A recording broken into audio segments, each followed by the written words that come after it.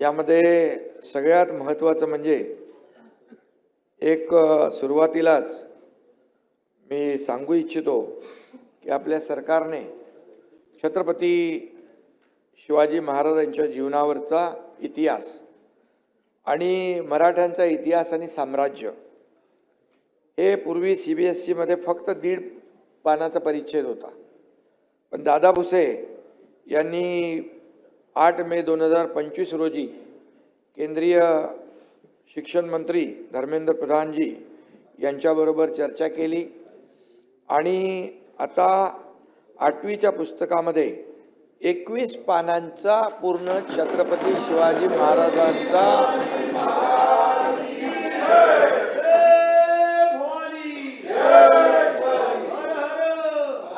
पूर्ण त्यांचा प्रेरणा देणारा आणि इतिहास सांगणारा जीवनपट जो आहे यामध्ये सामावून घेतला आहे। त्यात मराठा साम्राज्याची स्थापना, नागरी प्रशासन, लष्करी प्रशासन, सागरी वर्चस्व, न्याय व्यवस्था असे अनेक विषय त्यामध्ये घेतलेले आहेत। मी सुरुवातीलाच